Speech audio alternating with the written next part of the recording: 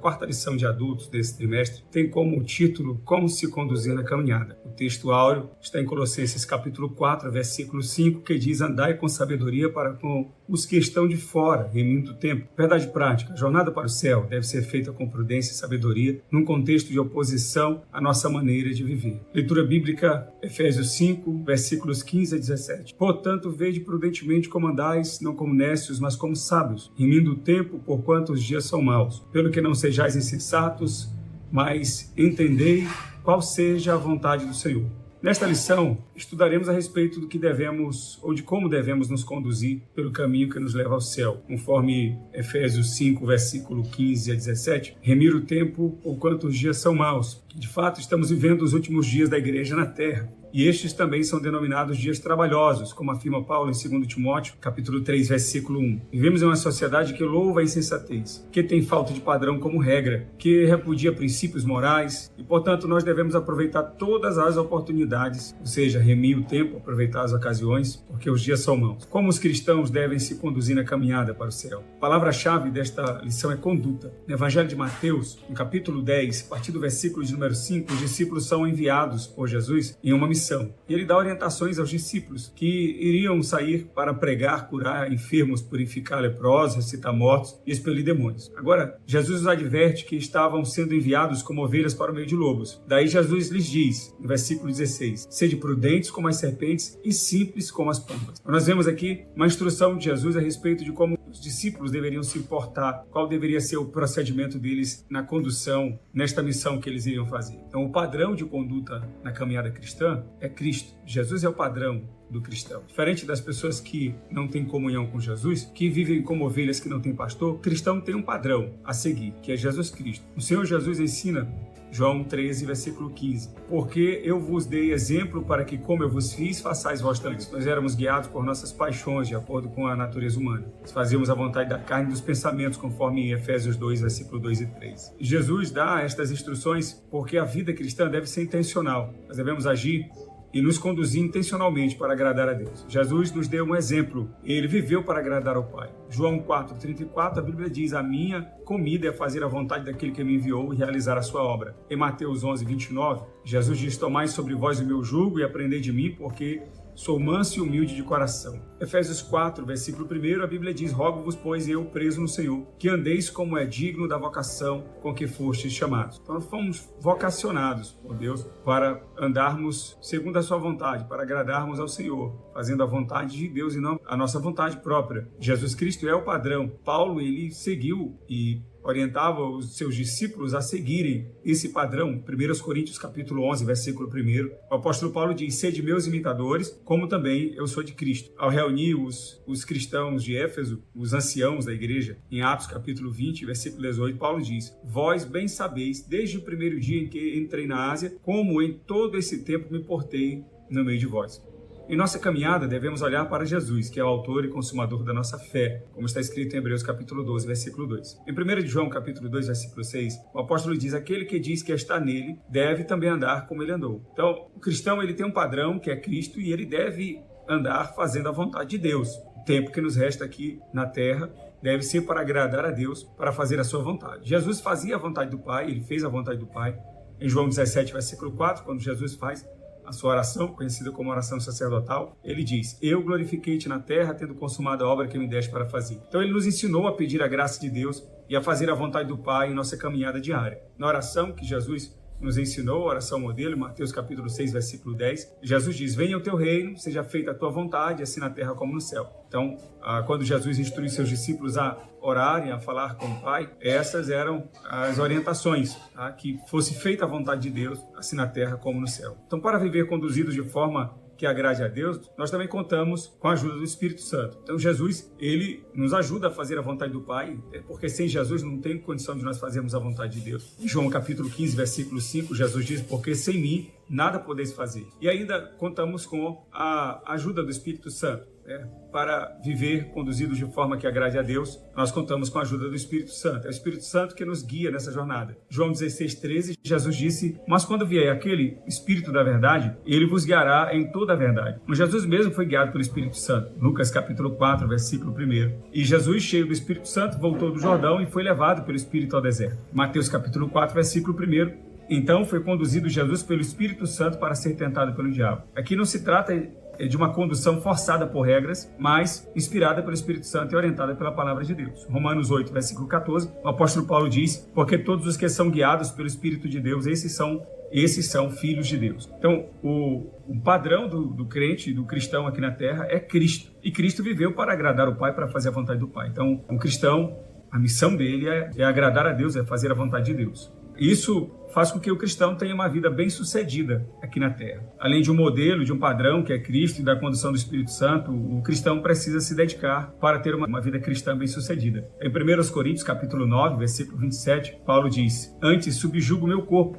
e o reduzo à servidão, para que, pregando aos outros, eu mesmo não venha, de alguma maneira, a ficar reprovado. A ideia de sucesso, conforme a Bíblia, é bem diferente da ideia de sucesso nos padrões do mundo. Nossa caminhada deve chamar a atenção para Deus e não para nós mesmos. Mateus capítulo 5, versículo 16, Jesus diz: assim resplandeça a vossa luz diante dos homens, para que vejam as vossas boas obras e glorifiquem ao vosso Pai que está nos céus. Então, isso sim caracteriza uma vida cristã bem-sucedida. Então, o sucesso na vida cristã depende de alguns fatores. Eu vou citar aqui apenas 3 fatores. O primeiro fator é a resiliência. Então, 1 Coríntios, capítulo 9, versículo 24 e 25, Paulo diz: não sabeis vós que os que correm no estádio, todos, na verdade, correm, mas um só leva o prêmio? Correi de tal maneira que o alcanceis. E todo aquele que luta, de tudo se abstém. Eles o fazem para alcançar uma coroa corruptível. Nós, porém, uma incorruptível. Então, resiliência é um dos fatores que levam o cristão a ter uma vida de sucesso.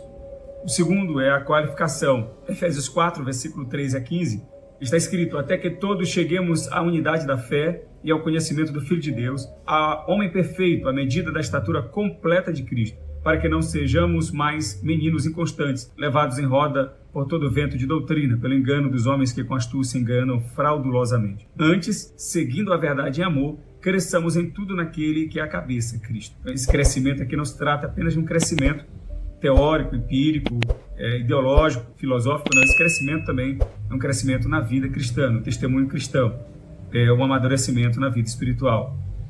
Então, além da resiliência, da persistência, da abnegação, nós temos a qualificação, que é operada pelo Espírito Santo e também, claro, operada pela igreja, com os dons espirituais, dons ministeriais que operam esse crescimento na vida do cristão. Além disso, como terceiro fator para uma vida cristã bem-sucedida, tem a disciplina. Segundo Timóteo, capítulo 2, versículo 5, na versão Nova Almeida atualizada, diz: igualmente o atleta não é coroado se não competir segundo as regras. Tá, nós não vivemos presos às regras pelas regras, mas o Espírito Santo, ele nos ajuda, nos auxilia no cumprimento da vontade de Deus, dos mandamentos de Deus, para que o crente possa ter êxito na sua vida espiritual. Então, esse é um resumo do primeiro ponto da nossa lição, que fala sobre o padrão na conduta cristã, a caminhada cristã, que é o Senhor Jesus Cristo. Contamos com a ajuda do Espírito Santo, fazendo a caminhada com prudência e sabedoria. O primeiro subponto fala do que é prudência. A palavra prudência, ela vem do latim. Prudentia significa previsão. É um encurtamento. A palavra prudentia é o encurtamento da palavra previdentia ou previdentia, que significa olhar adiante, preparar, antecipar. Essa palavra previdentia, providência, prudência, ela é formada por 2 palavras. A palavra prae, que quer dizer antes, e a palavra videre, que quer dizer ver, ou seja, ver antes, antecipar a visão. É a capacidade de tomar decisões sensatas e prever as consequências das nossas ações. Então, o cristão, ele precisa de sensatez, e a palavra de Deus, a direção do Espírito Santo, a orientação do Espírito Santo fazem com que o cristão ele tenha essa capacidade dada por Deus, e depende também do seu esforço, da sua resiliência, para tomar decisões acertadas. O texto ainda diz, lá em Efésios capítulo 5, versículo 15, não andeis como nécios. O apóstolo Paulo diz que nós não devemos andar como nécios. O nécio é o insensato, é o imprevidente, é alguém que não considera as consequências das suas ações, que não consegue seguir padrões comprovadamente eficazes. Provérbios 26, 12, a Bíblia diz: tens visto a um homem que é sábio a seus próprios olhos? Maior esperança há no insensato do que nele. Então é alguém que vive na vaidade dos seus próprios pensamentos, conforme Efésios capítulo 4, versículo 17. Então, o tolo, ele não pode compreender a verdade de Deus. Salmo 14, versículo 1 diz: o insensato no seu coração não há Deus. Então, na parábola dos dois fundamentos de Mateus capítulo 7, versículos 24 a 29, o construtor prudente, ele escolhe um lugar sobre a rocha para construir, para não temer as intempéries da vida. O insensato, ele constrói na areia, e sofre as consequências das intempéries da vida. Aí não se trata apenas dos fundamentos, das bases da construção, mas se trata de discernimento, de sabedoria, de compreensão. Mas assim como a Bíblia recomenda não andar como necios, ela orienta a andar como sábios. O Salmo 1, versículo 1 ao 3, faz a analogia entre esses dois tipos de conduta. Salmo 1, versículo de 1 a 3 diz: bem-aventurado o homem que não anda no conselho dos ímpios, não se detém no caminho dos pecadores, nem se assenta na roda dos escarnecedores. Antes o seu prazer está na lei do Senhor, e na sua lei medita de dia e de noite. E ele é como árvore plantada junto à corrente de águas, que no devido tempo dá o seu fruto, cuja folhagem não murcha, e tudo quanto ele faz será bem sucedido. É o cuidado de também não andarmos segundo os padrões desse mundo, copiarmos ou andar das pessoas que não têm Deus. O Salmo 73, Salmo de Asaf, Asaf fala como ele quase desliza da fé. O versículo 1 diz: com efeito, Deus é bom para com Israel. O versículo 2 diz: quanto a mim, porém, quase me resvalaram os pés. Pouco faltou para que se desviassem os meus passos. Ele estava observando o caminho dos ímpios, pois eu invejava os arrogantes ao ver a prosperidade dos perversos. Ao final dos Salmos, ele relata a conduta sábia que Deus orienta. Versículo 24, ele diz: tu me guias com o teu conselho e depois me recebes na glória. Devemos colocar os nossos olhos em Jesus, que é o autor e consumador da nossa fé, conforme Hebreus 12, 2. Então, prudência é mais do que uma aparente moralidade ou religiosidade. É o gerenciamento de boas escolhas.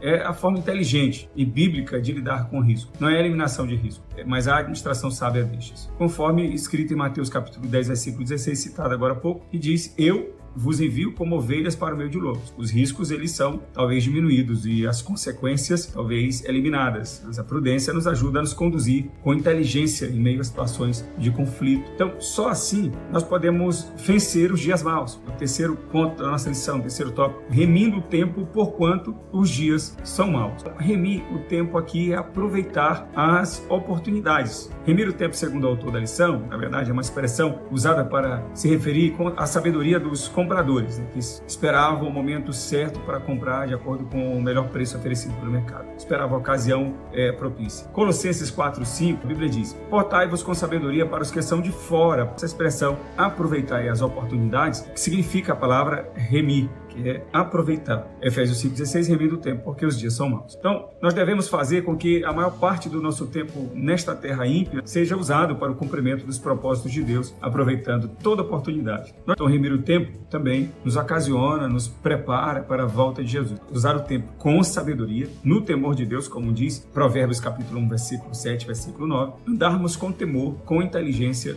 nos conduzir com sabedoria, com prudência, no meio dessa geração, glorificando a Deus. O tempo é a coisa mais democrática que existe, né? O tempo, ele é o que há de comum entre todos os seres humanos. O rico e o pobre, o rei e o plebeu, têm a mesma quantidade de tempo todo dia. Mas como você usa o seu tempo é que determina quem você é e aonde você estará no futuro. Então, os dias são maus, precisamos andar com prudência, com sabedoria no meio desta geração. A conclusão da lição diz: em nossa caminhada para as mansões celestiais, precisamos seguir o padrão divino, isto é, as normas determinadas pelo Pai, que estão inseridas em sua palavra, conforme em 2 Timóteo 3,16. É preciso viver sábia e prudentemente, aproveitando bem as oportunidades de fazer o bem e não nos deixar dominar pelos dias maus, na certeza de que a vida do Senhor se aproxima e isto nos incentiva de maneira santa a viver de forma santa e piedosa. Hebreus 12, versículo 14. Esta é a nossa lição. Que Deus lhe dê uma boa aula. Que Deus o abençoe em nome de Jesus.